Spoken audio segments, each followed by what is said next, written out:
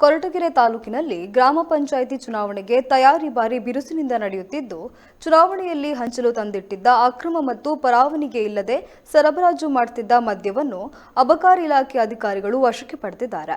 ಅಬಕಾರಿ ನಿರೀಕ್ಷಕ ರಾಮಮೂರ್ತಿ ನೇತೃತ್ವದಲ್ಲಿ 5 ಪ್ರತ್ಯೇಕ ಕಡೆಗಳಲ್ಲಿ ಅಧಿಕಾರಿಗಳು ದಾಳಿ ನಡೆಸಿದ್ದಾರೆ. ತಾಲೂಕಿನ ಮಾವತ್ತೂರು, ಬೈಜಾಪುರ, ವಡ್ಡಗೆರೆ ಮತ್ತಿತರ 5 ಕಡೆಗಳಲ್ಲಿ ದಾಳಿ ನಡೆಸಿದ್ದು 4 ಪ್ರಕರಣವನ್ನು ದಾಖಲಿಸಿಕೊಂಡಿದ್ದಾರೆ. ಕಾರ್ಯಾಚರಣೆಯಲ್ಲಿ 26.370 ಲೀಟರ್ ಮದ್ಯ ಮತ್ತು 2 ದ್ವಿಚಕ್ರ ವಾಹನವನ್ನು ವಶಕ್ಕೆ ಪಡೆಯಲಾಗಿದೆ. ಈ ಸಂದರ್ಭದಲ್ಲಿ ಅಬಕಾರಿ ಇಲಾಖೆಯ ಸಿಬ್ಬಂದಿಗಳಾದ ರಂಗದಾಮಯ್ಯ, ಹಮೀದ್, ಮಲ್ಲಿಕಾರ್ಜುನ್, ಮಂಜುಳಾ ಜೊತೆಗಿದ್ದರು.